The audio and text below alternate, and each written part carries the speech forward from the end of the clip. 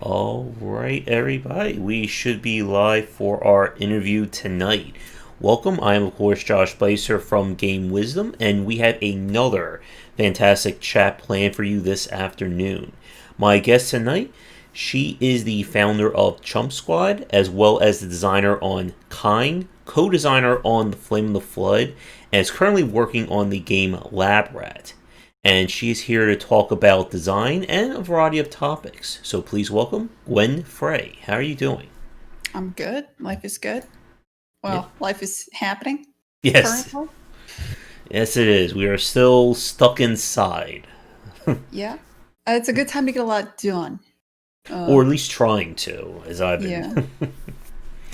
But it is a pleasure to have you on tonight. I know we have a whole lot we're going to be discussing, and welcome to the chat watching us live or recorded. If you have any questions for Gwen about her previous games or anything about design, feel free to let us know. Mhm. So, to get things started, since this is your first time on the cast, could you talk a little bit about your background when it comes to game dev? Sure. So sorry, I'm reading the chat. I'm easily distracted. That's my background. Uh, as far as game dev goes, I've been in the industry for about 13 years now, I think, professionally. I started out my career in California working on MMOs and things like that. Specifically, Marvel Heroes Online was a game I worked on that shipped. But very early on, I moved out to Boston to work at Irrational, specifically to make Bioshock Infinite, which was a pretty long production. I was on that one for quite a while. Um, After Bioshock Infinite shipped, I worked on the DLC for that, and then the studio closed down, and we founded I got together with some of the other people, and I founded my first indie studio. I co-founded that with several other people. That was called the Molasses Flood. They're still kicking ass here in Boston today. And that was 7 years ago. So I went indie officially 7 years ago. We made a title called The Flame in the Flood. That was it had a shaky start, but it became an extremely successful indie title. It's been played by millions around the world. It's this survival roguelike game where you're this character going on a journey down a river. And then I think about, shoot, when did I officially do it? 2 years ago, I officially exited that company that I co-founded, and I founded my own studio that it's just mine. It's called Chump Squad. And I launched my first title just a year ago, back in October of last year, called Kine. It's this narrative puzzle game about these three little machines that dream of being musicians, and it tells the story of how they get together and form a band and stuff like that. But the point of that game is that it tells that story entirely through puzzles. It's a story told through puzzles rather than exposition or cutscenes or things like that. And that's probably the game I'm most proud of because it's the one that was so very much mine. That was a game that started as a solo project. It was a passion project. I founded my own studio just to make it. And it was largely my work. And that was the beginning of my indie career. Or sorry, no, that was the beginning of me being a designer, I guess. And now I'm working on my second title as part of Chump Squad. It's Lab Rat. I just announced it at Gamescom, and I'm opening up betas. We're going to have a closed beta in about 2 months. You can sign up for it at labrat.study. Nice. And we'll be certainly talking about Lab Rat later on in this cast for sure. So, as I was just telling to Gwen before we began, I did get a chance to play the Flame of the Flood, and we did interview Forrest. Again, like this was like 3-4 years ago. I think this was like just at the beginning of when the game was being released. I made a few videos for it. A very interesting game too. I think the one that always stood out for me from that interview was I asked him where the name, the Flame of the Flood, came from, and he just said, just sounded cool, and that's what I wanted to name this game. Names are so hard, Yes. especially when you got to keep in mind there were 6 of us and we all had to agree on the name. That's painful. That's so difficult. I don't know how to explain that. Getting 6 people to agree on the name of something that they're working on is just an unbelievably impossible feat. But we found it. Sounded cool. Yeah. We have a Sunday show every week that took us like a few months just to figure out a name for that cast, and we finally figured out and we got the logo made like 3 weeks ago for it. It But takes yeah, forever.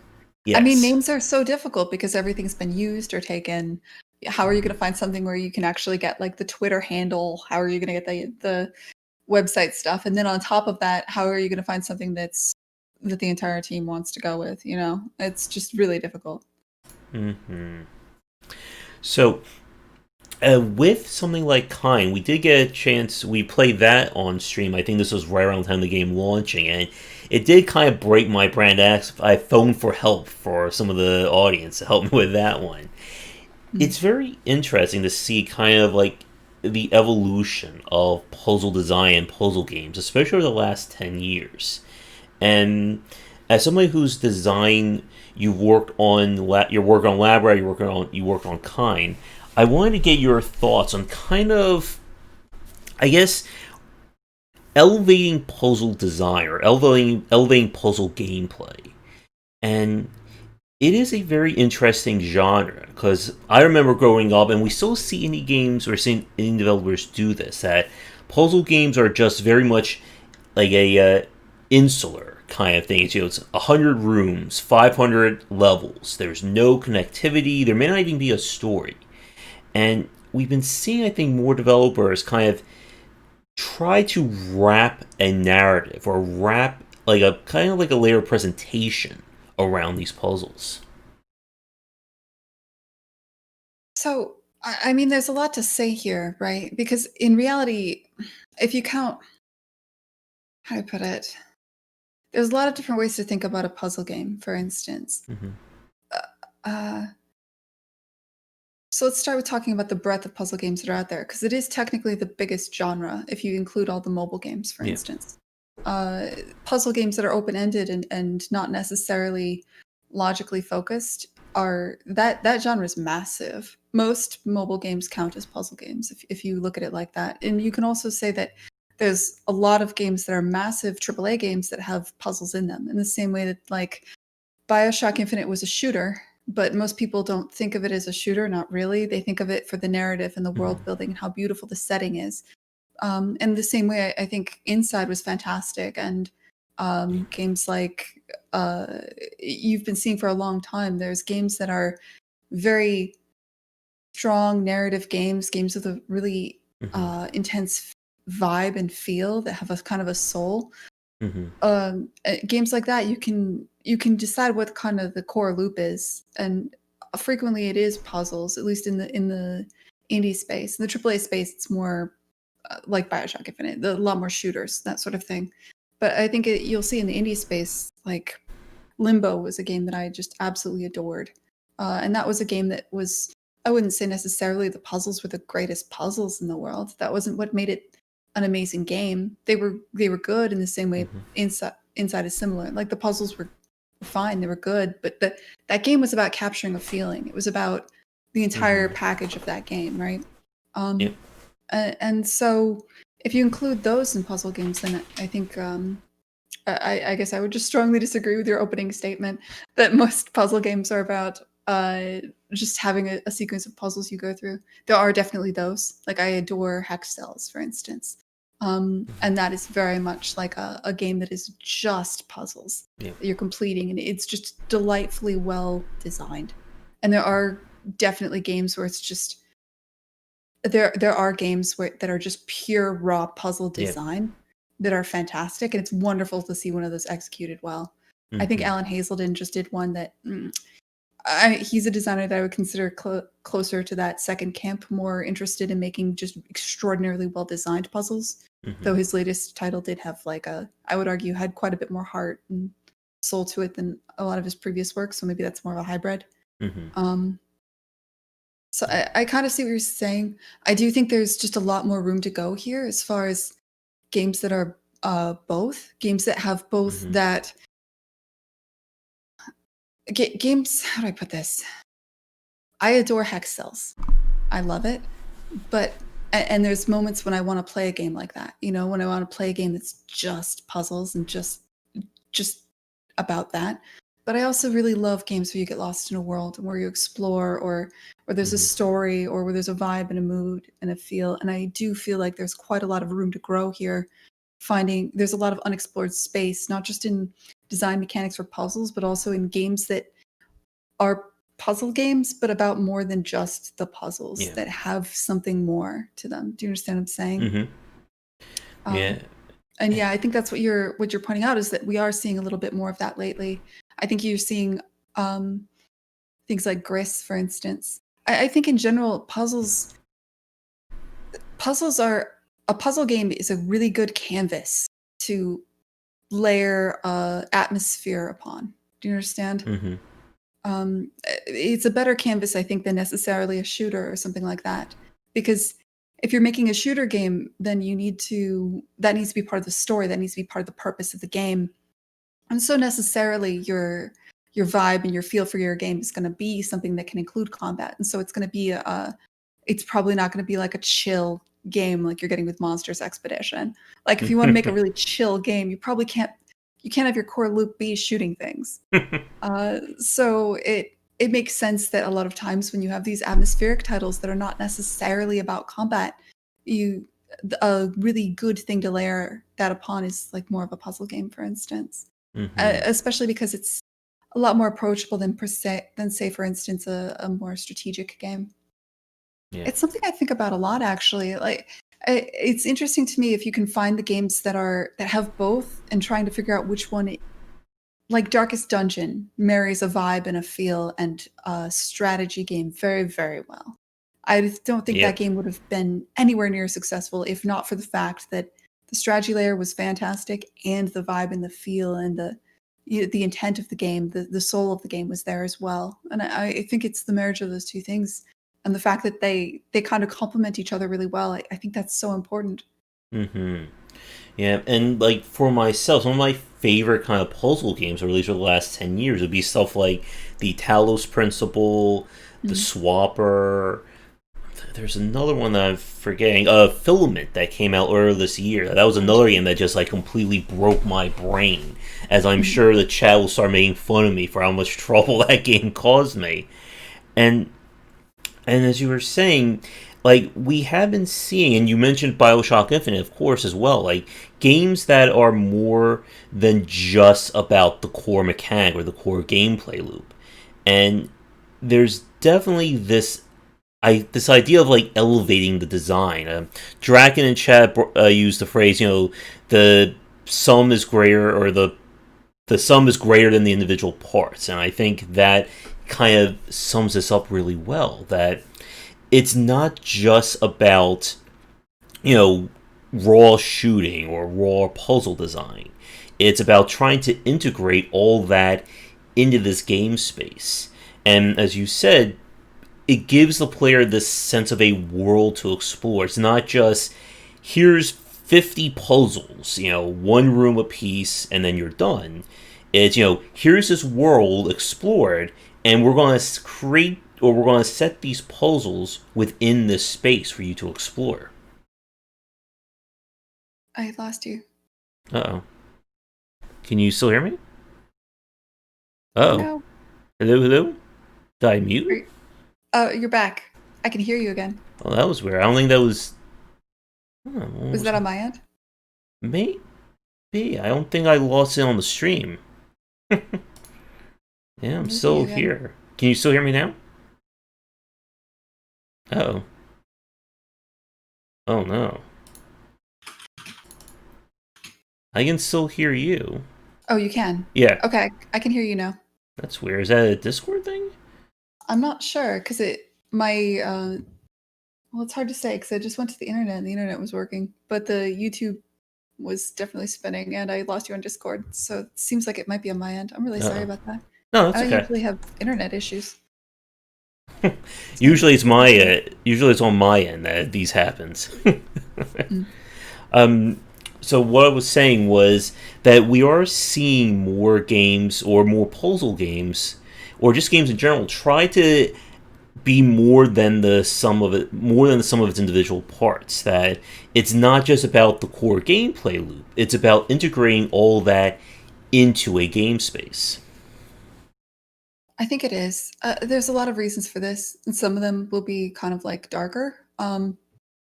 So when you're selling a game, it's very difficult to sell it's difficult to show, hey, this game has incredible mechanics. This is an incredibly deep strategic game. It's hard to show that in a screenshot or in a video. Whereas you can sell this game is beautiful and you're going to get lost in a beautiful world. You can sell that in a screenshot and in a video. And so I think a lot of publishers are investing in games where they know that they can sell that. And I think that is good and bad.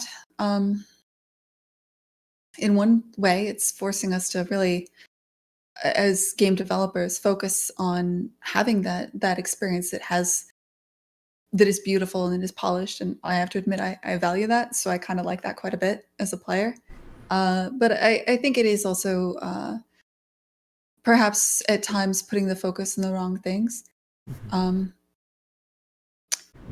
There's been a number of times when I'll play a game and it looks beautiful, but there's just not much there when you actually kind of like play it.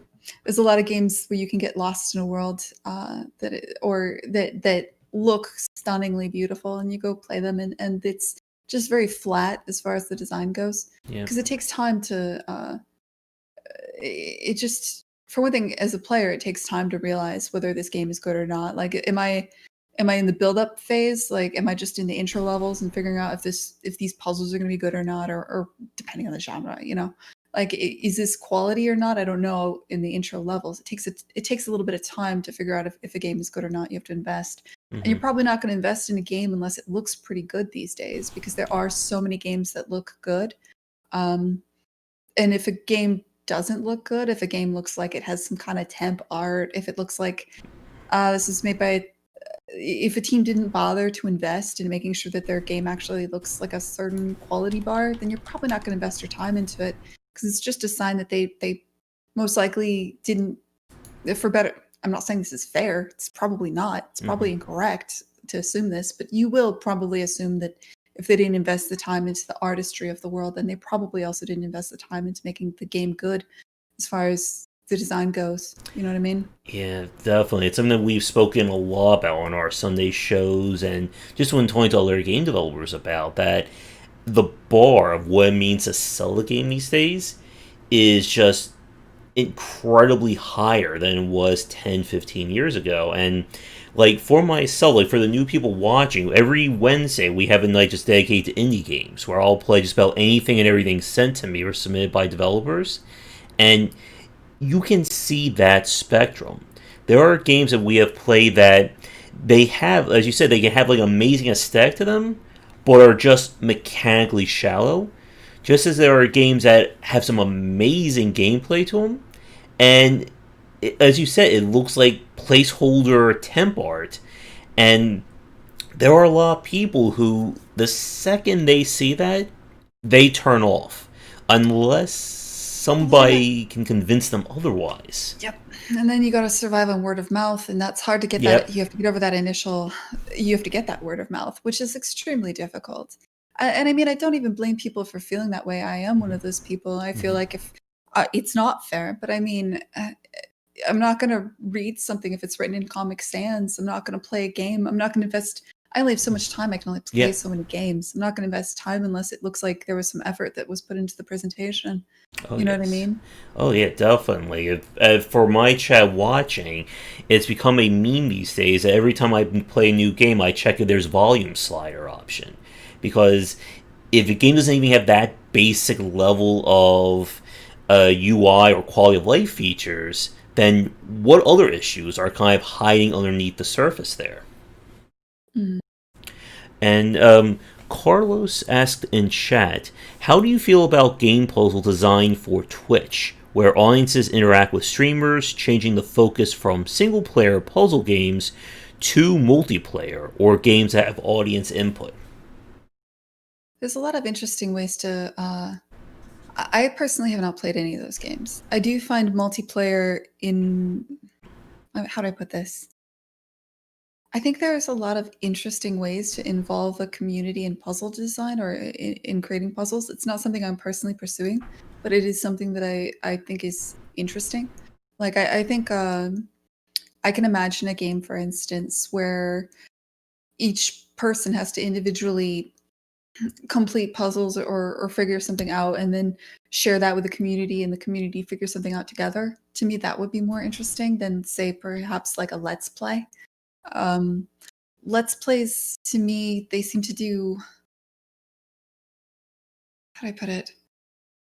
I haven't seen a Twitch plays puzzle game yet, so I guess I should check it out and see. I can't really form an opinion on that because I'd have to experience it myself. And I think to kind of Carlos's point there, kind of building on that, like the rise of like Twitch and audience interaction in games has been a very interesting thing to see grow. I started my YouTube channel back in 2016, and again, like the whole rise of just video discussions on game design is such a relatively like young kind of discussion. As I was talking with Gwen just before we started the cast, like she had a chance to watch a few of my videos, some of the interviews, and it's still very much, I think, considered this niche idea, being able to sit down and talk about game design like this. Well, I mean, most of the people that are doing this, games are relatively new. Yeah. People will critique films. I don't think there's that many more people that critique games versus critiquing films, for instance. I think you just end up in a bubble where you're obsessed with it. I think most of the conversation, if you go to like the Reddit gaming subreddit, like the gaming subreddit or whatever, it's very much just very surface level stuff. I think digging down into a specific genre is still a very indie thing, and there's nothing wrong with that. Yeah.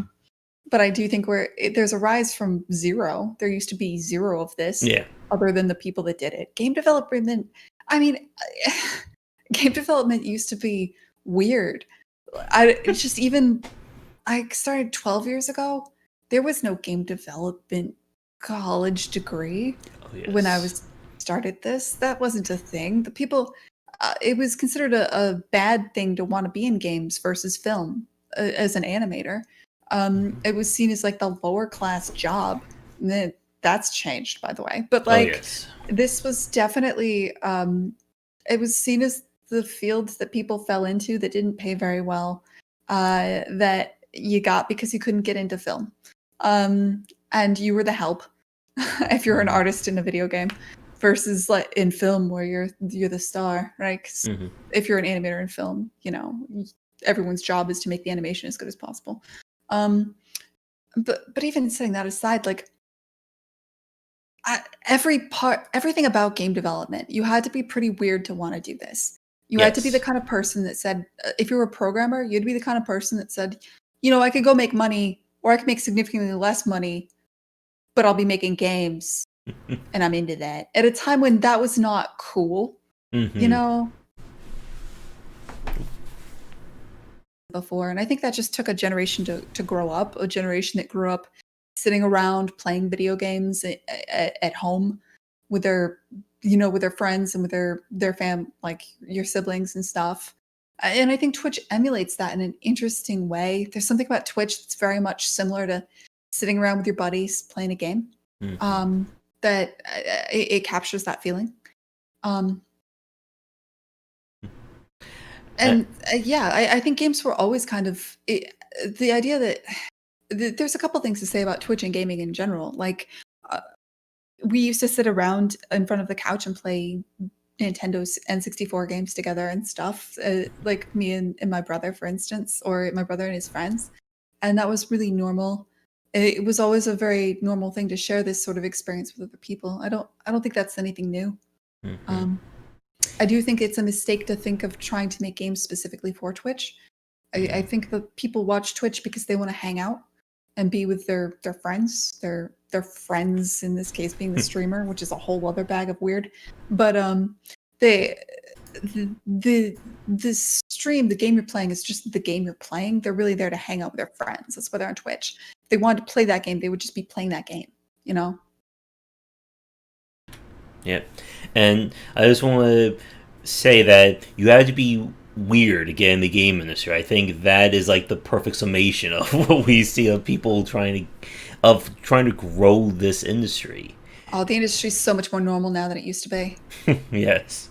Like, so much more normal. It's bizarre. And yeah, like for me, like I don't visit Reddit all that much, and like trying to have these discussions with game developers has been just one of the best parts about doing game wisdom for the last 8 years. And just being able to just sit down and discuss these things. And I think my headset may have crashed. Give me 1 second because I don't think anyone can hear you.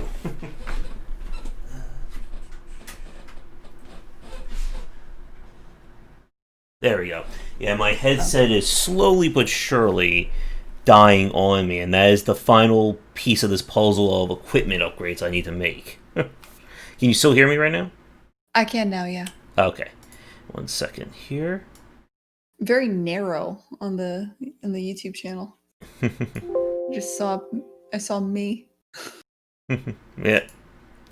And with kind of like this discussion of game design, what you said a few minutes ago about focusing or drilling down to a specific genre, that's kind of where I got inspired to write my book series on design. Right now, I just finished book 3 on roguelikes, and just doing a book dedicated to just one specific discussion because it is very hard, I think, to find credible information out there. I follow a lot of developers on Twitter, and I just love when they bring up stuff from like the game dev Reddit of people just giving like horrifically bad advice or having like no idea what they're talking about.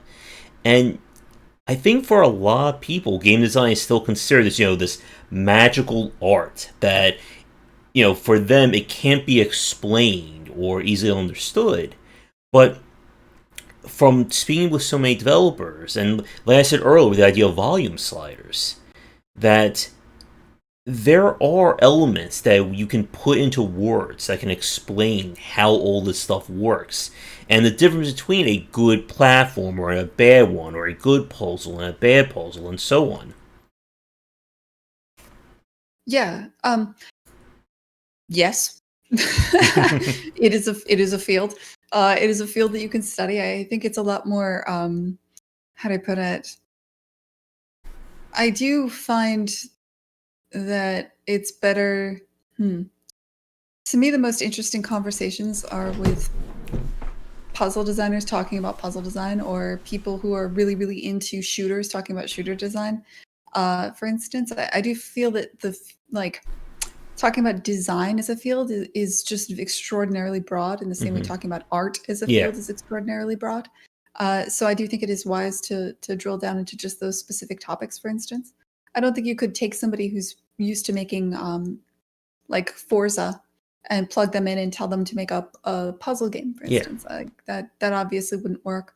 And so I think trying to find, if you try to have some sort of universal this is design Hmm. conversation, then I think you'll end up with something extremely mediocre and middling. Um, Yeah. Can't really like, and we've said this before that every genre is essentially its own unique exercise of trying to understand what makes it work. And just because you are the best first person shooter developer doesn't mean you can turn around and make a turn based RPG or a platformer or a roguelike. And we have seen, I think, over the last 10 years, some very interesting cases of when developers do branch out and do something that they are not normally known for, and they kind of bring these unique elements to the genre.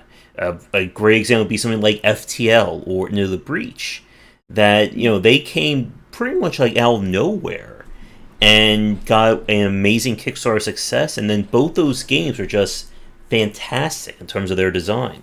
well, I mean, they went to school for game design, and Yeah. they, I think one of them, his parents were actually game developers as well. Hmm. So I don't think that was entirely out of nowhere. Like I think they came from, they grew up thinking about this stuff. Oh yes. I would argue. And I do see what you're saying, though, that it is valuable sometimes to have people who have come from a different genre and to bring a different perspective into a new genre. Hmm. There's advantages and disadvantages to Yeah. that. I think if you, it's as a general rule, anytime you're bringing a new perspective to a genre or to something that's there's the potential that you just do something new and unique, and that has the potential to be really cool. Specifically with mixing genres, though, that is a little bit dangerous because then you run the risk of making something that doesn't say you're really into narrative games and you're also really into, I don't know, card games.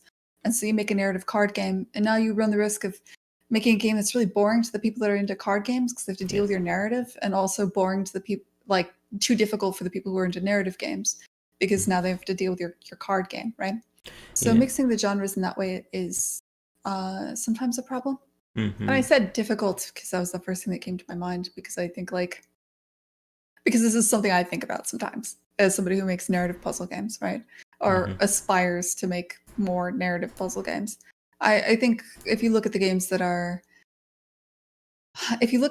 successful narrative puzzle games, they tend to be extraordinarily linear because that helps you tell a story, which means necessarily that the puzzles are very, very easy, because otherwise, if you get stuck, you can't continue to go through you can't continue to progress. Whereas like a game that's structured more like Bob Is You or an open world game, it's a lot harder to tell a story, but you can have some more complicated puzzles in there because you can route around them, you know? So there's structures like that tend to work better. And like for myself, I'm not a huge fan of games that try to go all in on both action and RPG mechanics. Like, we saw kind of this divergence of RPGs over the last 10 years where they're played in real time, but they still have, the RPG layer that dictates things, such as the VAT system in Fallout 3 and 4, or something like The Witcher, where, yes, it's real time, but there's still, the RPG rules underneath dictating what wins or how you win or lose.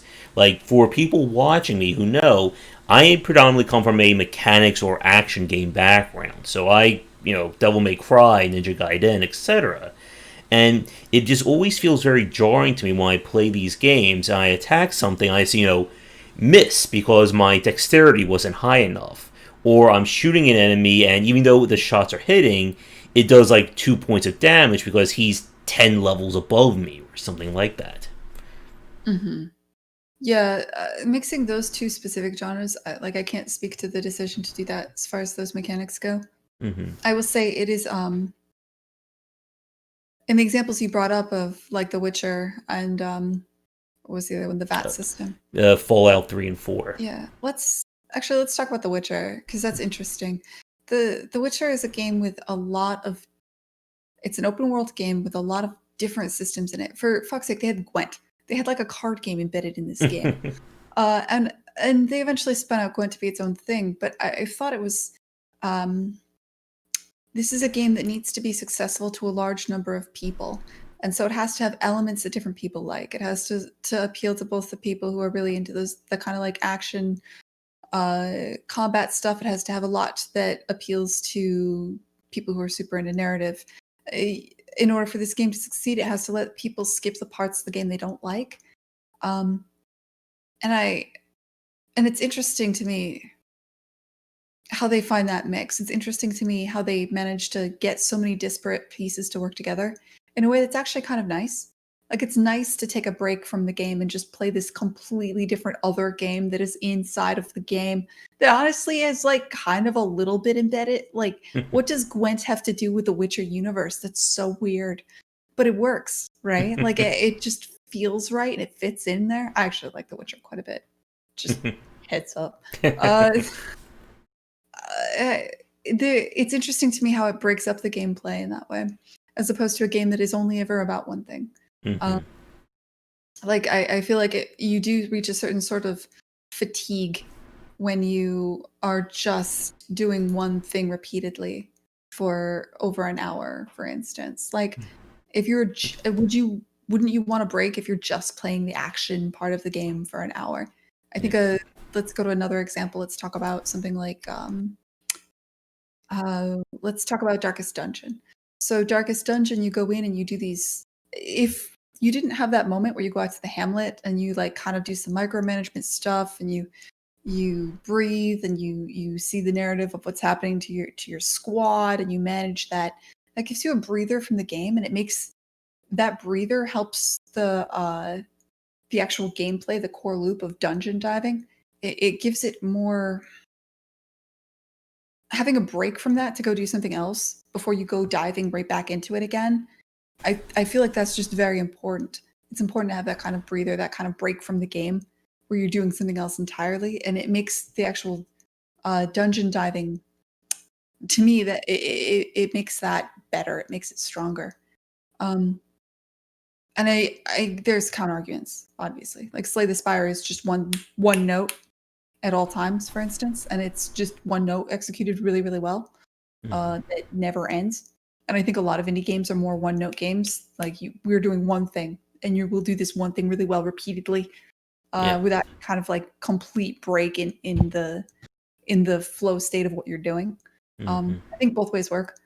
But if you're going for a genre mashup, you're probably doing it because you want some kind of tonal shift. You want some kind of, I don't know, breaking the momentum of what the game is.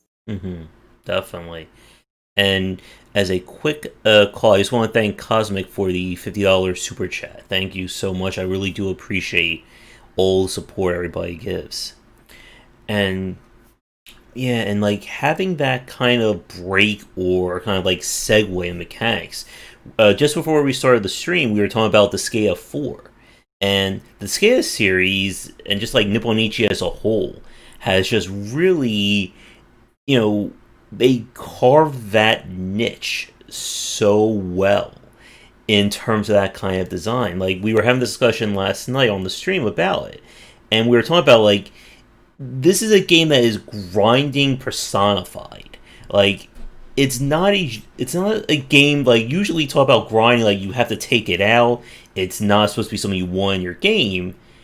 But with Disgaea, it is, like, it's there to kind of challenge you to break the game. And there really aren't too many games that just let the player just say, just take a sledgehammer to our crafted maps and just build a part that will just destroy it. Do whatever you want. I have a lot to say about Nipponichi and Disgaea and what you just said right there. I mean, for one thing, you have to keep in mind grinding is something we hate as Western gamers. It's something that's more, you'll see Korean MMOs are extraordinarily grindy, and people have no beef with that whatsoever. Grindier games where you're just slowly achieving a thing is more common in at least Korea, and my understanding is it's also more common in Chinese and a little bit more common in Japanese style games. Those markets are just more embracing of that. I don't know if it's like a cultural thing or something. So there's that point. There's also just the Disgaea. I love that franchise. I love it. I've bought every single one of them, but I will say they have not changed that much. They found that formula in Disgaea 1, and they've tweaked it over time, and they've added complexity. And it's always interesting complexity to a point, but it's not like... I think at this point they've really squeezed all the juice they can out of the same core mechanics with literally the same sprites, selling that to us about 6 times. I'm reaching a point where I may not buy the next Disgaea.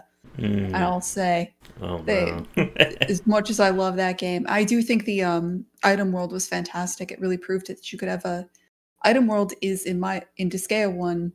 Well, it's been improved with each Disgaea, so that item world has gotten better. But I will say the item world has proven that it is possible to have a randomly generated puzzle game like that. That is my go-to in my head of doing a really good grid-based randomized puzzle game, because that's what it is. It's really well done. Oh, as I was telling the people about last night, like, we could just spend hours just doing item worlds. Like, I have. I don't have that time anymore, unfortunately. I know Shark in chat, he's a huge Disgaea fan. He would just want me to just spend like 24-hour streams doing item worlds. Just pick a Disgaea game and just run through them. Shark knows his shit. Yeah, that was a good game back in the day. Like, that was my youth. Oh, I put an uncomfortable amount of time into that game. Disgaea 1, back when I was in like high school or whatever. Because that first one came out fucking... Oh, what? How long ago was that? Was that like 2004? PS1, wasn't it? I want to say PS2. So in like early thousands. And I have the strategy guides from Double Jump around here. I love those strategy booklets they put out for it. Yeah.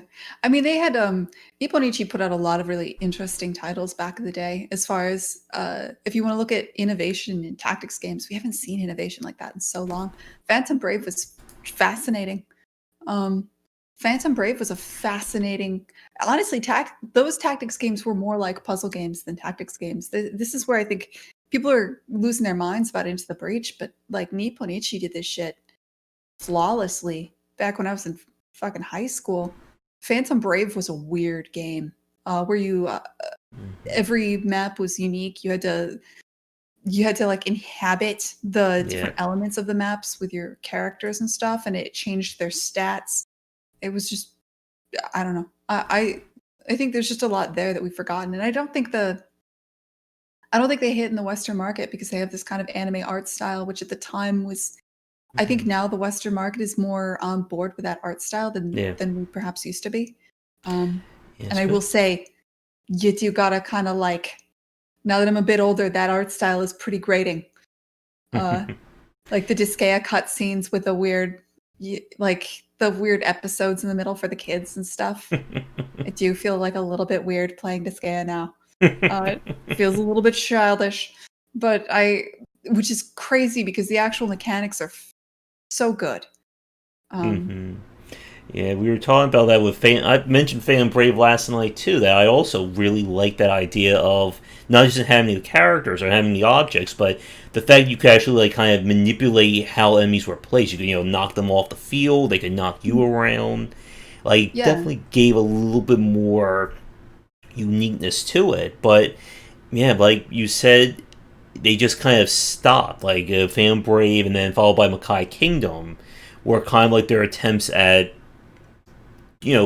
almost like a side grade of the Disgaea formula, yeah. and then I mean, I don't know why people. It's a shame because the games I love the most tend to not do well commercially.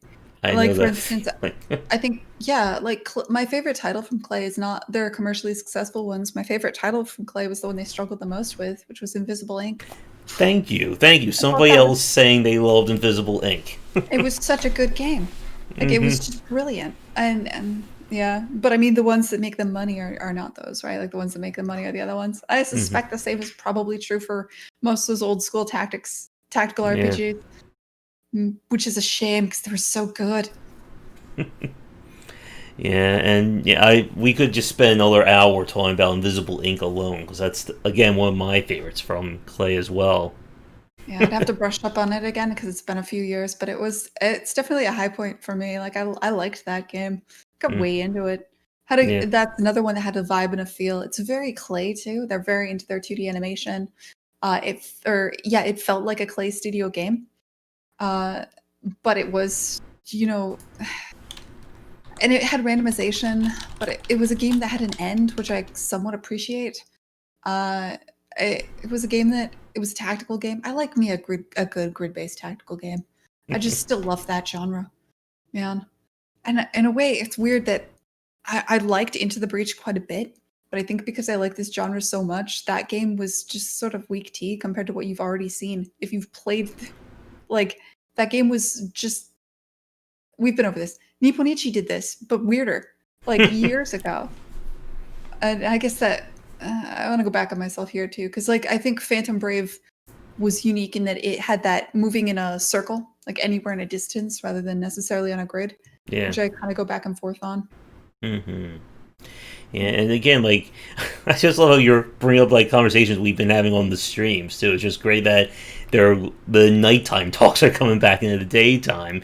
Yeah, like we spoke about Into the Breach. Like from a system standpoint, I thought it was just very well done, but it just did not have that same hook that I think either FTL had or like other tactical strategy games had for me. Yeah, I mean, it was a fantastic game. It was definitely a game that didn't go for the vibe and the feel and the soul, like we were talking about earlier. It was definitely a game that leaned heavily on its mechanics. I think if I could critique that game, which is hard because let's be real, it's a fantastic game. I think they didn't message very well the concept that enemies will spawn until there are three enemies repeatedly for a set number of turns. Um, once you understand the mechanics of the game, the goal is not to kill the enemies. The goal is to, survive 7 rounds, and the enemies will respawn if you kill them anyways.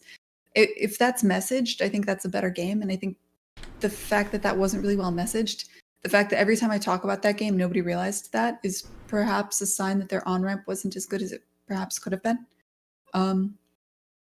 I think, and yeah, like other than that, it's a very well executed mechanically, it was a very well executed game. It was pretty good.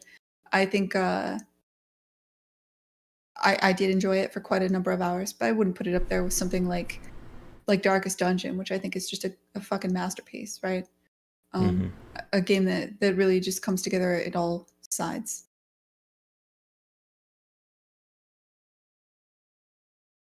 Oh, I didn't say I haven't seen any innovation in tactical strategy since Nipponichi. Oh, that's hard. I hold Nipponichi. I respect and love what Nipponichi did back in the day. There's obviously innovation. I just haven't seen anything that really touched me like that those games did back when I was a kid.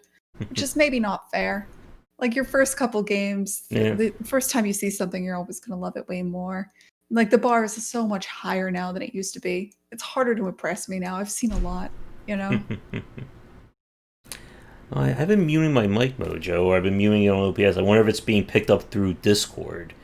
But hopefully it's not as annoying as when if I'm typing it plainly, because this mic I have is so powerful now. Let's see, what's Dragon saying? Yeah, there is that detective game that just came out, Murder by Numbers. That was a Sudoku game. Sudoku as kind of the framework for being built around that narrative. Interesting. I haven't played it yet. I should have to check it out. Detective game, puzzle game, the one with time warping watch. I don't know which one. There's been a lot of I know the DS specifically got a lot of very interesting puzzle style games. Can't think of which one they're talking about. But to bring this back to puzzle design, one thing I wanted to ask you about, in terms of overall puzzles or overall design itself, when it comes to this field, we've tended to see developers, I think, as of lately, kind of go for 2 distinct styles. There is the more open-ended puzzle solving, where it's not just about knowing the solution, but I think also about performing it as well. Something like the Talos Principle, the Swapper, or even something like Zachtronics games, when he does programming-based puzzles, where the entire middle, that is entirely up to the person performing them. And then there are puzzles that are more black and white. Something like Filament, I would say probably something more along the lines of Kine, where if you want to solve this puzzle, there is a specific set of movements or a specific set of steps that the player can take that will solve it. And I want to get your opinion. Do you have a preference or particular version of that philosophy that you like in terms of the games that you either design or play? I think either one executed well can be good. I mean, this all just comes down to execution in the same way that as long as you know what you're doing and you're going for it, I think it could be good. I love the Zachtronics games. Opus Magnum was fantastic. That was a game that was more the appeal of a game like a Zachtronics game, or a game that has multiple solutions to a puzzle, is that you can, how do I put this?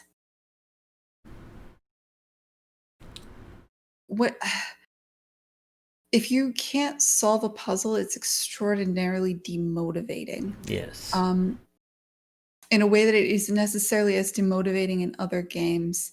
It's, if you are failing in most genres, like you're failing in a shooter, you at least feel a rush of adrenaline and you feel like you got further, right? Like every time you die in Super Meat Boy, you're like, oh, but you see how well you did before, and you're like, okay, I got a little bit better. Yeah. Most genres, you get some sense that you are increasing your skill, you're getting closer. In a puzzle game, you don't really get that. You either figured out the puzzle or you haven't most of the time. And so if you haven't figured out a puzzle, it's extremely demotivating in a way that it isn't necessarily for other genres. And so it does appeal to a much narrower skills. Because of that, you have to be playing a game that is hard enough that you're not bored, and well, for every game, you have to be playing a game that's difficult enough that you aren't bored, but also isn't beyond your abilities. But that range is a lot more narrow for a puzzle game, I would argue, versus certain other genres like shooters or action games or something like that, because you don't have fun when you're the if you haven't solved it yet, that's extraordinarily not fun. Whereas if you haven't completed something in, I don't know, fuck it, Dark Souls, like you're still having fun. Making failure the failure state fun, it's not even the failure state, the not yet winning state fun is very difficult in a puzzle game. And so what you get when you have an open-ended puzzle, something like Zachtronics, where it's more about optimization, what you get in that case is you get the ability to have people have fun regardless of how good they are, even if they're not necessarily, even if the puzzle's like, if the puzzle's too easy for you, well, there's still more optimization to do. Yes. You can still make that better. It's very self-driven in that way, right? If the puzzle's too hard for you, none of the puzzles are too hard for you. You can just, with Zachtronics, you'll find a way. It'll be crazy, but you'll find a way. And so that's the appeal of a game like that. The downside is it's very difficult to make games like that that are also interesting. Opus Magnum really hit a really good stride with that. I would argue this is something Alan's talked about a lot, and that I think if you play a Monsters Expedition, that's a game where every island is multiple exits. The only critique it works extraordinarily well. There's always like a really easy path and a really hard path. It's just very difficult to message, hey, you complete this island by taking the easy way. Why don't you look around? Maybe there's the idea that you should challenge yourself to find that harder path isn't necessarily obvious, I would argue. It's something that I think I mean, obviously that game's gorgeous. He did an excellent job with it. I think Opus Magnum did a better job of messaging, like, hey, you could have made this harder for yourself by having those leaderboards at the end. Yes. And that's just not something that that's something that worked really well for Opus Magnum. It would not work for Monsters Expedition, but it is an example of messaging, like, hey, you think, don't go walk away because this game's too easy. It's not too easy. You're actually only this good. That's something that I think would appeal to a certain sort of a player. And that I think, I don't know, it would be the one, no game is going to be 100% perfect in every way. But like that would be, I don't know, that's an interesting takeaway, I guess. It's an interesting thing that Opus Magnum has for dealing with difficulty curves. Yeah, and I was saying that too. I was playing the game the other night that I was hoping there would be some kind of like completionist screen or a way to kind of like catalog how much I've done in a Monsters Expedition to kind of show that, yes, I've gone, all over the map here and there, but there's still, a spot over here that I didn't get to, or maybe there's a hard path, or, complete a collection of various things to find. And I think there is at the end of the game. Have you completed it yet? No, I think I'm close. I found, like, the boat, I guess, the exit boat in, like, the northwest corner. I just had to figure out how to get over to where the boat actually is. And I lost you again. Uh-oh. Can you hear me now? Test. Can you hear me? Oh, I can hear you now. Okay. Yeah, I found the boat. I just need to figure out how to get to the actual boat in that, like, the northwest corner of the map. All right. And going back to what you said about kind of the frustration factor that goes into puzzle games or puzzle gameplay, that's definitely a very fascinating discussion in of itself. Because you mentioned, of course, like Dark Souls, and I just recently played through Doom Eternal. And Doom Eternal is a skill-intensive game. It's not something you're going to just be able to kind of relax and zone out to while you play it.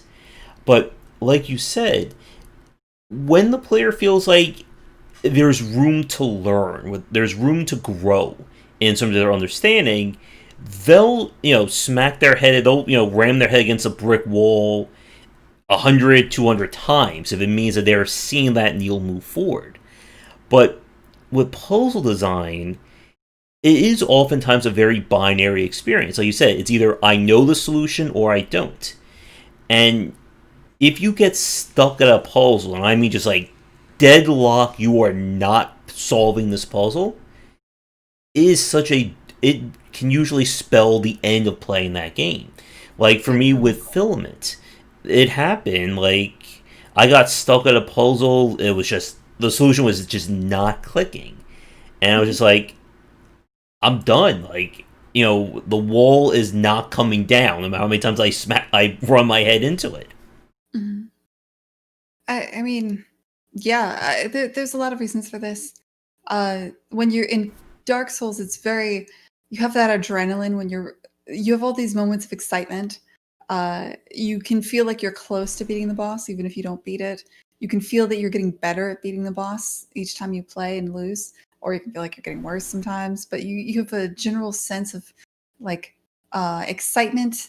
You get some dopamine because you get that music that's exciting. You're Mm-hmm. fighting it. You don't immediately fail. Yeah, none of that exists in a puzzle game.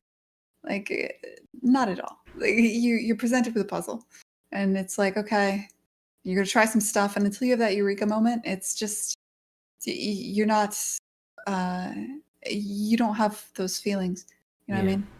Yeah, and I think to kind of compound that is that many puzzle games, especially from Zachtronics, the lessons of previous puzzles are kind of compounded on future puzzles. You have to learn the techniques to solve puzzle 2 that will aid you on puzzle 3, 4, 5, and so on. So even if you do let the player skip a puzzle, they're not grasping those essential lessons. And I think that's kind of why for a lot of his games, like the completion rate, I think is very low. And I think when I spoke with Zach, I remember like he said that maybe like there was like a 10 or 20% of the people who bought the game never even like beat like the tutorial of, I think it was TIS 100. And it's a very hard problem to solve. I don't know if there really is a solution to it other than, being able to just like send the developer a message and have them have them like teach you the game right there. Well, if they won't get to the puzzle one, like if they're not starting the intro level, then that's a different thing. Like maybe your game's in a bundle and stuff. Maybe there's people acquiring the game and never actually installing it. But yeah, you see a significant fall off within like an hour. Yeah. Like a significant number of people will not play past an hour. Every game is like this. People just don't always jive with every game. Yeah. I'm guilty of it. I'll install a game, play it for like 10, 15 minutes. Like generally a game gets half an hour of my time or 10 hours of my time. Or it's Civ or one of the games that I'm going to play forever. But like, yeah, there isn't much in between really for me.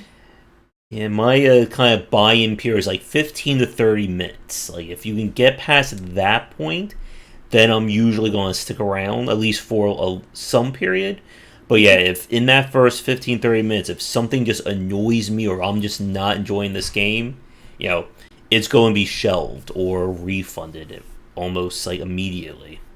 Yeah, that's true. In a puzzle game, the first like 15 minutes has to. I'd say you have like 5 minutes to pique people's interest, and then about 15 minutes to both showcase the basic mechanics and also promise that something interesting is coming later. Yeah. Um, yeah. And to Rat's Tail's comment in chat, I did play their game Candy Raid, and yeah, the idea of having optional puzzles, or you must solve 2 of the 5 puzzles to move the story forward. I think that is definitely a very healthy alternative. I think it's also tricky to convey that to the player, just as you said a few minutes ago about conveying to them that, hey, you solved this puzzle, the easy way, or you took the normal path. But can you do the super expert path that's, a little bit off the beaten path over in that direction? Mm-hmm. And as a quick interrupt, we are just about at an hour in terms of our stream. And I just want to ask, are you still good with going, or do you have to get going in a few minutes? Oh, we can go for a little bit longer. Okay. And for Chad, if you do have any more questions for Gwen about puzzle design, game design, just anything in general, let us know in the comments. Yeah, and if you are free in the future, it would be great to have you back on because again, we can talk about just anything design related. We clearly like the same games, so Yeah. we'll talk about that later. Great. So, getting back to stuff like with Kine and with your upcoming game Lab Rat, with kind of the puzzle design, let's start with Kine. With kind of like the puzzle philosophy you were going for, it seemed like it was more along the lines of having that kind of set solution. Again, you have characters who can only move in specific positions. There is a obviously a fixed start and end point. What was kind of your process for designing the puzzles in that? Kind of was my first time working on a puzzle game, to be honest. Like Hmm. I wasn't really into the genre until I started making it. And I became obsessed with it through the process of making Kine. Kind of like how I think most people who are really into football played football when they were in high school or something. So I would say, and when you count the fact that like most of the puzzles were designed early, like the design had to get out of the way so that I could do the art and everything else. Um, I would argue the process was pretty slapdash. I kind of just started out with these characters move in weird ways. I like them. I like how they move, like these weird Tetris shapes moving through the world. And how can I force you to? There's interesting ways that they can move, and interesting.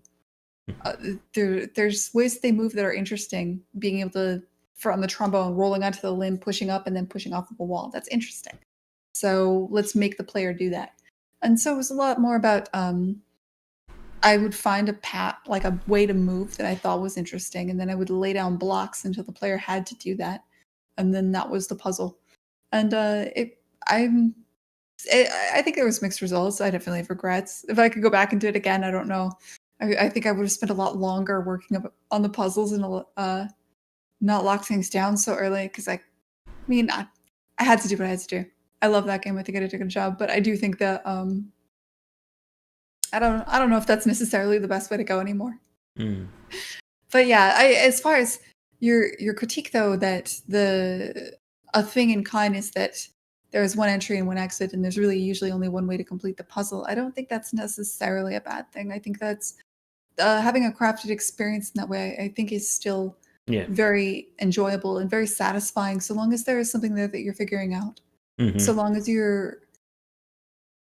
so long as that path is something that you should be, if you can stop, take your hand off the keyboard, look at the puzzle, and kind of understand what the designer wants you to do, and see like, there's the trick, and then just go do it. That's a good puzzle, to me. That's cool. I think Kine did have a lot more of like fiddling around, moving back and forth, and I'm not saying that's necessarily a bad thing, but I wish I had more of that second thing, where it's just sitting there and logicking it out, you know. And I think puzzles that are crafted in that way should lean more on that than say, I don't know, not leaning on that. Yeah, and yeah, as long as the player is like, again, getting the player to that aha moment with a puzzle is so important. And when you have like the linear kind of design, or again, like kind of that more handmade or that hand touch kind of design, it kind of allows you to craft the puzzle to kind of guide the player through it. And like we've said, it's very hard, I think, to keep the player's attention. I won't get to a Rat's Tails question in a minute. And this is actually, I think, another interesting point about puzzle design is the length of the game. Because length in game design, that is a multifaceted topic. Again, we could break this down by genre. But with puzzle games, and especially as we saw with kind of the growth of adding that narrative layer to them, that I think it's very tricky to get a desired length out of them. Because, like we said, some developers will go for here's 1,000 puzzle rooms. Some developers will go like with something like with the Monsters Expedition. It's being fit around that narrative of the museum, so it has kind of a more established or more of a fixed length, in at least in that aspect. And it's hard, I think, to know just how long to make a puzzle game when you don't know. Again, just is somebody going to be interested in playing this game 100%? Are they going to get tired after 20, 30 puzzles? Or are they just going to, play one puzzle and go, okay, I solved it, I'm done. Let's move on to another game. I mean, it's just the gameplay will tell you that. The puzzles will tell you that in a sort of a way. Hmm. Like, obviously, playing 100 different permutations of the same puzzle is going to be extremely boring. You have to have a certain amount of variety. Um, you, how to put it? You can think of this as introducing new mechanics or a new twist on on your core gameplay loop. But yeah, I mean, people are gonna feel fatigue, especially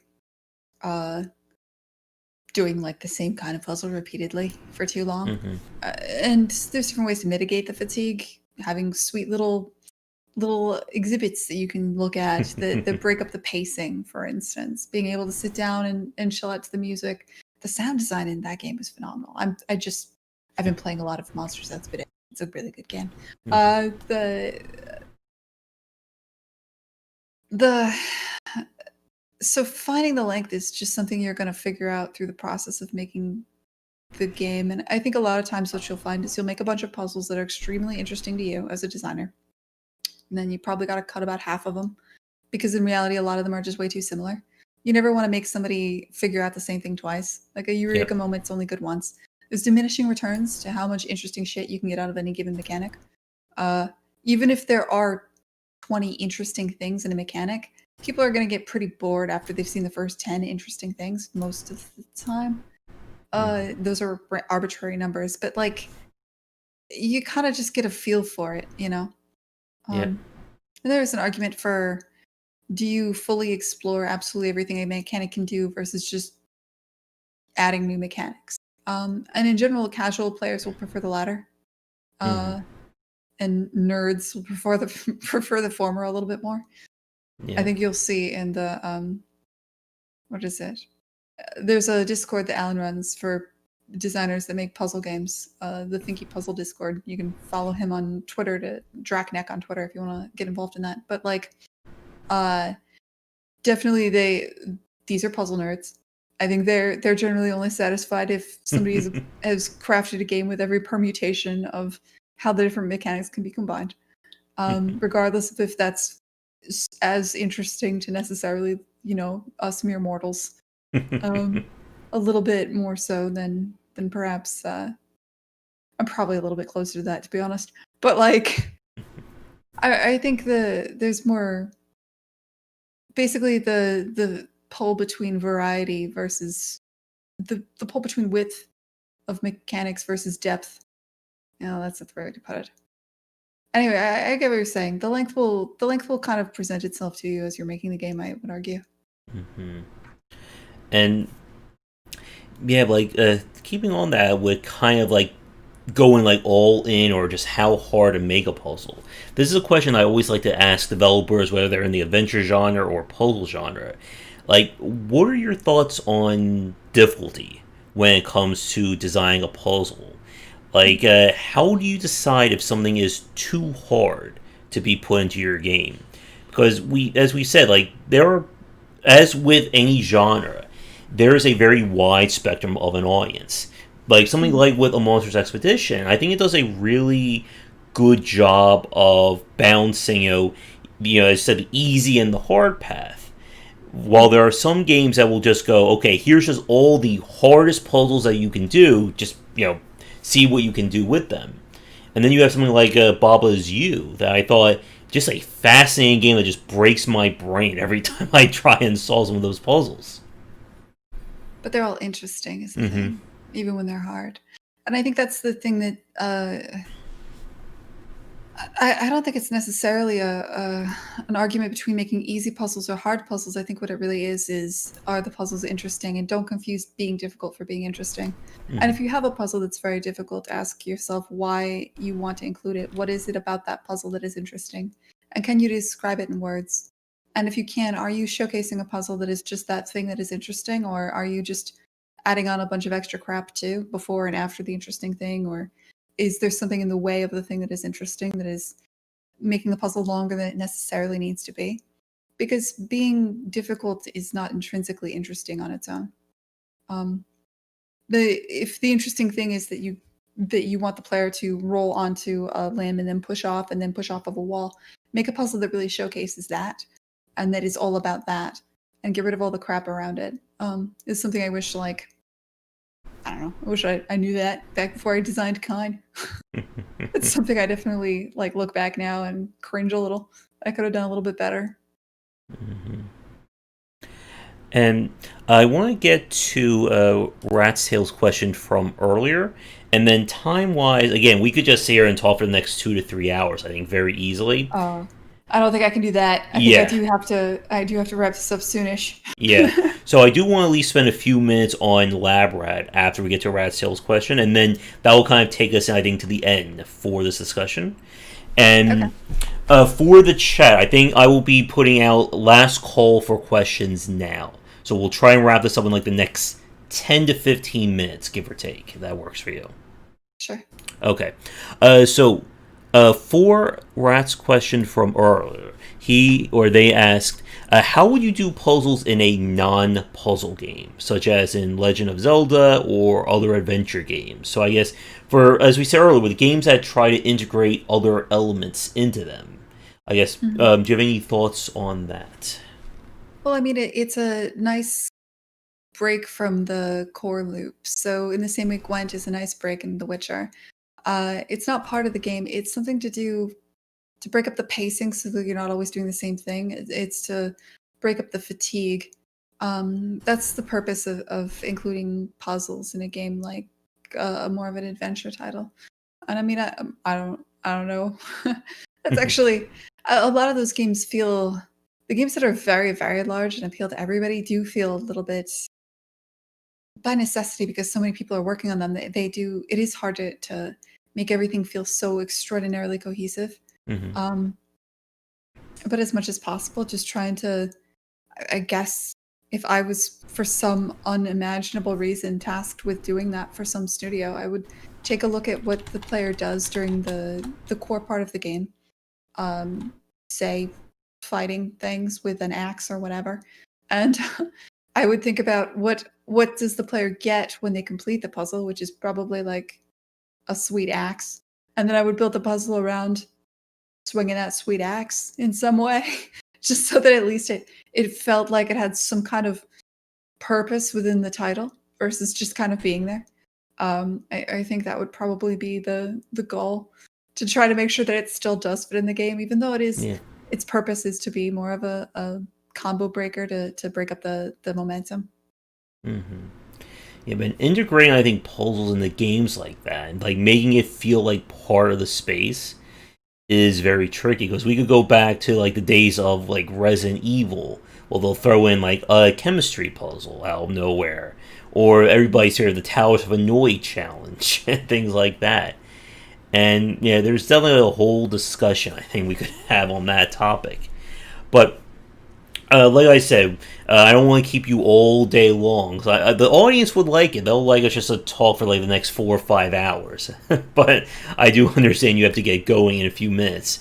So I want to talk a little bit more about Labraz. Again, this was a game that was recently announced at Gamescom.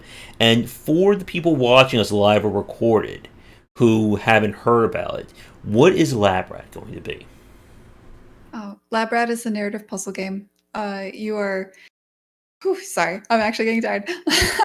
Labrat is a narrative puzzle game. There's this machine learning algorithm that's randomly generating a puzzle. The narrative is that there's a machine learning algorithm that's randomly generating a puzzle, and it's polling you about the puzzle, and it's coming to darker and darker conclusions about humanity based on how you respond to polls and things like this. In reality, it is very much a handcrafted puzzle I'm developing with a small team here. And the goal is to speak about technology, to poke fun at the the world we find ourselves in today, to poke fun at the fact that we are all here doing our lives solo in front of a computer. Our only interaction with other people is through these machines in front of us that are taking our thoughts and opinions and putting us into demographic slots and coming to all kinds of crazy conclusions about us. I wanted to poke fun at the absurdity of modern technology and the situation we find ourselves in. And I also wanted to make a sweet puzzle game. And I guess, like, I do love how like, every game that deals with like an AI in a puzzle game will always end up going dark somehow. Like we saw with Portal, and there was another. Oh yeah, What the Golf that I played earlier this year. That it's always great when things go terribly awry like that. In terms of, I guess, like the puzzle design of Lab Rat, like, again, you don't have to spoil anything, but like what kind of, I guess, puzzle design are you aiming for with the game? What kind of puzzle design? Well, you can look at the trailer and that'll give you kind of a good idea of sort of what we're going for. It is very much handcrafted. It is very much each puzzle is designed to give you uh, there's an intended solution. For instance, it's not a Zachtronics game about optimization or anything like that. It is very much in the Sokoban style, pushing around a block, climbing over the block, and so forth. I think there are different things. Sokoban style games have certain traps that I think I am trying to avoid as much as possible, such as like the biggest issues with Sokoban games are you can frequently end up in an unwinnable state without realizing it. Giving you the ability to climb over the block helps mitigate that somewhat. Uh, there are what are the other problems? That's actually honestly the biggest one. There's just a lot of different ways you can end up in an unwinnable state without realizing it, and that's just not a really fun thing for a player. Um, it doesn't necessarily intrinsically add anything interesting, and it can definitely turn people off. What else can I say about the design? But yeah, it's a the core mechanics are very much similar to a lot of the newer Sokoban style games. Okay. And I guess in terms of length, as we've been talking about, in terms of getting that length right, I guess how long of an experience are you aiming for with Lab Rat? I think at this point we're expecting it to be about about the same length as Kine. I don't want to give a number of hours. Obviously, everybody's different, blah blah blah. But like probably about the same length as Kine. So it'll probably actually end up being, I'm guessing 5 hours, but it'll end up being 6 hours. All right. And I guess as we've been talking about, like having multiple paths, multiple kinds of branching, is there anything with that with Lab Rat, or is it going to tell kind of a somewhat linear story? I am still working on that. I very much want to tell a story with this game. I do want to, for all the reasons we discussed before, I don't want the puzzles to be linear. I do want to have a mixture of um, puzzles of varying difficulty. To me, I just find that important. And also I'm working with somebody who's designing the puzzles, and he makes some hard puzzles, and we're having some hard conversations about how hard his puzzles are sometimes, um, and about how to pare them down a little bit sometimes. But the thing is, these hard puzzles are still extremely interesting, and so they have to be in there, and so we have to find it because I'm not going to cut something that's interesting. So because of this, because there are difficult puzzles, there has to be offshoots. There has to be um, areas that you don't necessarily need to complete. And so I'm trying to do a hybrid right now of something that's kind of similar to Baba Is You, where you've got like a grid of puzzles you're going through. I've seen this sort of thing also in like Sokobond and in other various puzzle games. You can kind of find your own route through the world. Um, All right. so I think that's how we're managing it right now. And from chat, Ratio asks, how much will you sell it for? As he said, pricing is always a part of this conversation. It's a big question related to length. Yeah, I don't know, man. We'll find out closer to launch. These things kind of shift a bit, you know what I mean? Yep. And I guess with kind of learning what you made from Kine, like anything that you kind of, any lessons you picked up while designing Kine that you're applying to Labrat? Oh my god, all of them. It would be hard. I gave a GDC talk where I think I went over quite a few of them. And so you can definitely go to my YouTube channel. I'm Gwen Frey, the TA. And there's, I don't know if they're necessarily in my YouTube channel, but you will see a link to the various talks I've given. I've got what do you call it? Like a playlist of talks. My GDC talk is in there, the postmortem on Kine. And I think that one is a lot of it's business stuff and boring stuff like that. But there is a little bit of design stuff, I think, at the end. All right. And do you have a idea for when Labrat will be released? Targeting Q1 next year. So in the first 3 months of next year, ideally. Okay. And is there anything else, I guess, regarding Labrat's design that we didn't touch on that you like to bring up? Quite a bit. We'll have to do that next time, though. Like, because it's I mean, there's a lot of different goals here, and a lot of them change over time, I think. I think one of the more interesting things I am pursuing, I guess, that I could talk about is I am I am somewhat interested in the idea of how people can play single player games, but as a group. I don't want to Hmm. make promises here, but a lot of Labrat is I'm leaning heavily into leaderboards and into lobbies and the different backend systems on Steam, so that like when you're playing a puzzle, you can see the gamer tags of every other person that's playing the same puzzle as you at the same time as you. So you have a Hmm. sense that you're in a world of people and that there are other people in this world that are completing this thing. And every time, the way we tell the story, the way I'm telling this story is by the AI giving you polls and then responding to them, right? Hmm. And so you can see the responses that other players have given to those polls. You can be a part of a group of people that is playing this game. I'm just curious to see how that pans out. That's just something I'm toying with that I'm personally kind of interested in. Hmm. Kind of reminds you a lot of the game Catherine, if you remember that one from Atlas. I played that for research purposes. Ah, yes. And yeah, for the people who don't know what we're talking about with Catherine, they had the polls. You had to answer about like dating and love life before like each stage, and then they would show you, the audience answered like this, and then your choices would kind of dictate what endings you would go for. Really, I did not play Catherine very long. I will admit that I got like there was a lot of exposition in the first part of Oh Catherine.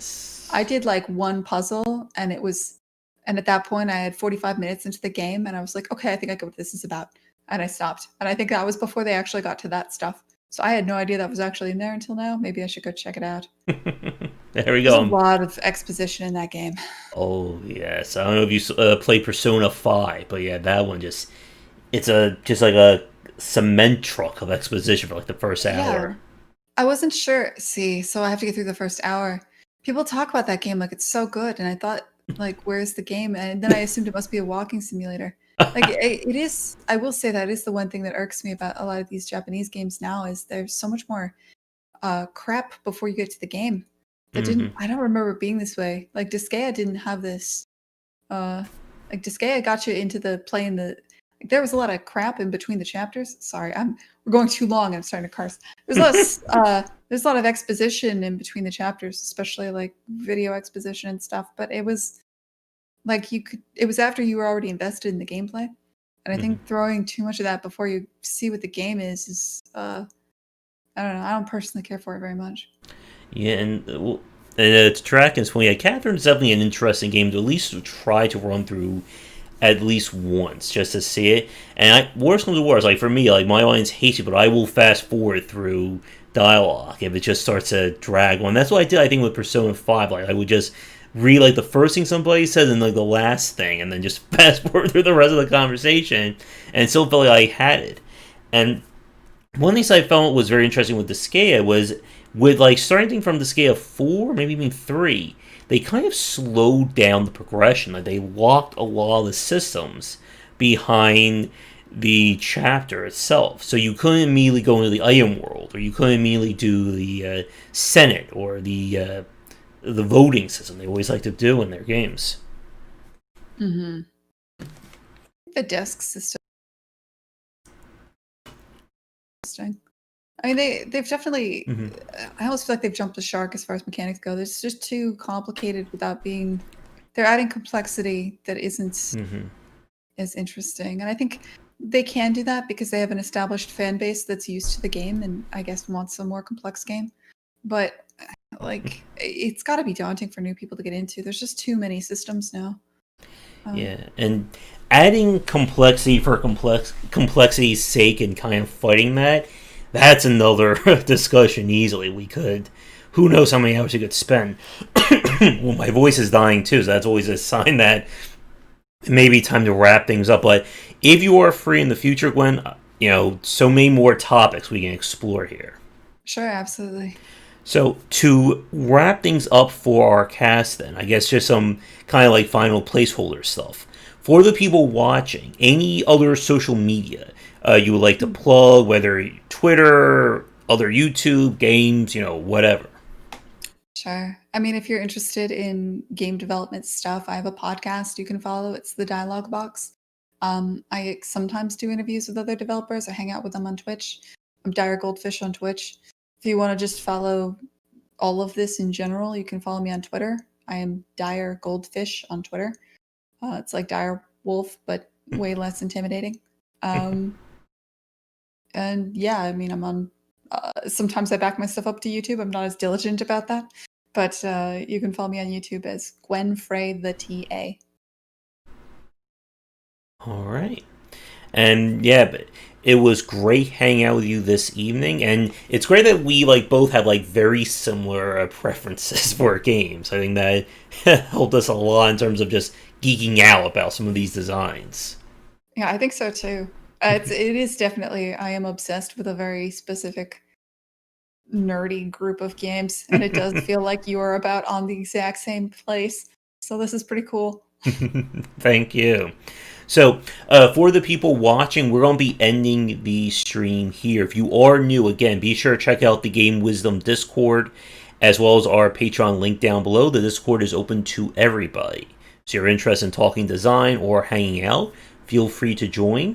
If you are a developer working on an upcoming game or just want to chat design, we are always looking for guests for these live or recorded talks.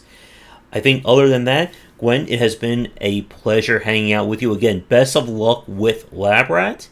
And I think this was mentioned at the start, but congratulations on your recent wedding as well. Ah, yes. I did do that. And all the busyness, you may have forgotten that part too. Nah, I didn't forget. But again, best of luck, and hopefully we will chat again later. Yep. All right. Bye, everybody. All right, everybody, thanks again for tuning in, and come back for daily discussions on game design here and on Game Wisdom, where we examine the art and science of games. Until next time, take care.